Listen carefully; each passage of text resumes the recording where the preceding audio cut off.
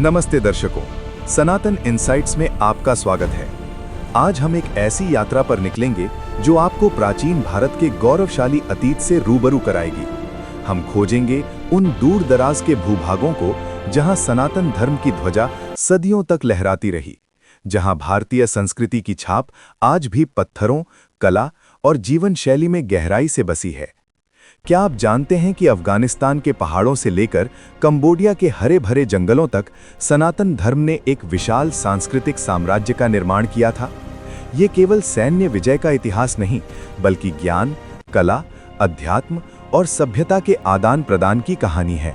एक ऐसा अध्याय जो हमें सिखाता है कि कैसे विचारों और मूल्यों ने सीमाओं को लांघा और हजारों सालों तक दुनिया को प्रभावित किया। तो तैयार हो जाइए, अपनी सीट बेल्ट बांध लीजिए, क्योंकि ये सिर्फ इतिहास की बात नहीं है, ये हमारे अपने अस्तित्व की जड़ों को समझने की एक गहरी खोज है। प्राचीन भारत, जिसे अक्सर विश्व गुरु कहा जाता था, केवल अपनी सीमाओं तक सीमित नहीं था। उसके विचार, दर्शन, कला और विज्ञान ने समुद्री और स्थलीय मार्गों से हजारों किलोमीटर दूर तक यात्रा की। ये कोई हमलावर शक्ति नहीं थी, बल्कि एक ऐसी सभ्यता थी जिसने ज्ञान, सहिष्णुता और आध्यात्मिक समृद्धि के माध्यम से लोगों के दिलों को जीता। दक्षिण पूर्व एशिया में, जिसे ऐतिहासिक रूप से सुवर्ण भूमि या सुवर्ण द्वीप कहा जाता था, भारतीय संस्कृति का प्रभाव सबसे स्पष्ट रूप से देखा गया। व्यापारियों, भिक्षुओं और विद्वानों ने अपने साथ न केवल व्यापारिक वस्तुएं, बल्कि भाषा, धर्म और राजनैतिक विचार भी लाए। ये प्रभाव इतना गहरा था कि इस पूरे क्षेत्र को ग्रेटर इंडिया या फर्दर इंडिया भी कहा जाने लगा। यहाँ भारतीय नाम वाले साम्राज्य उभरे, भारतीय देवी देवताओं की पूजा होने लगी और संस्कृत भाषा ने स्थानीय भाषाओं को समृद्ध किया। आइए अब हम कंबोडिया की ओर रुख करते हैं, जहाँ दुनिया का सबसे बड़ा धार्मिक स्मारक अंकोर वाट भारतीय स्थापत्य कला और धार्मिक भक्ति का एक अद्भुत प्रमाण है। 12वीं शताब्दी में राजा सूर्यवर्मन द्वितीय द्वारा निर्मित ये विशाल मंदिर मूल रूप से भगवान विष्णु को समर्पित था। अंकोर वाट की दीवारों पर रामायण और महाभारत के दृश्य उकेरे गए हैं, जो बताते हैं कि इन महाकाव्यों की कहानियां उस सुदूर भूमि में कितनी जीवंत थीं। यहाँ देवराज इंद्र, अप्सराएं, शिव, विष्णु और अन्य देवी देवताओं की आकृतियां पत्थरों में जान डाल देती हैं। कंबोडिया के खमेर साम्राज्य ने भारत से राजनैतिक संगठन, कानून और कला के सिद्धांतों को अपनाया। उनकी भाषा खमेर, संस्कृत और पाली से प्रभावित थी। आज भी कंबोडियाई संस्कृति में भारतीय रीति रिवाजों और त्योहारों की झलक मिलती है। अब चलते हैं दुनिया के सबसे बड़े मुस्लिम बहुल देश इंडोनेशिया की ओर, जहां आज भी रामायण और महाभारत की कहानियां जीवन का अभिन्न अंग हैं। यहाँ के बैले और कठपुतली शो रामायण और महाभारत की कथाओं को जीवंत करते हैं। इंडोनेशिया के जावा में स्थित बोरोबुदुर मंदिर 9वीं शताब्दी में निर्मित दुनिया का सबसे बड़ा बौद्ध मंदिर है, जो भारतीय वास्तुकला शैली से प्रेरित है और इसकी दीवारों पर बुद्ध के जीवन और जातक कथाओं को दर्शाया गया है। ये हिंदू और बौद्ध धर्मों के सह अस्तित्व का एक प्रतीक है, जो प्राचीन भारत से निकला था। बाली द्वीप तो आज भी हिंदू धर्म का एक गढ़ है। यहाँ के लोग अपनी अनूठी हिंदू परंपराओं और त्योहारों को बड़े उत्साह के साथ मनाते हैं, जो भारत से सैकड़ों साल पहले आए थे और फिर स्थानीय संस्कृति में घुल मिल गए। गांधार सभ्यता, भारतीय यूनानी संगम। अब हम पश्चिम की ओर बढ़ते हैं, अफगानिस्तान की भूमि पर, जो कभी भारतीय संस्कृति का एक महत्वपूर्ण केंद्र था। गांधार सभ्यता, जो आधुनिक पाकिस्तान और अफगानिस्तान के कुछ हिस्सों में फैली हुई थी, भारतीय और यूनानी हेलेनिस्टिक संस्कृतियों का एक अद्भुत संगम थी। यहाँ हमें बौद्ध धर्म और कला का विकास देखने को मिला, जिसमें बुद्ध की प्रतिमाएं यूनानी कला से प्रभावित होकर बनाई गईं। ये प्रतिमाएं भारतीय कला के मूर्ति पूजा के विचार को मध्य एशिया तक ले गईं।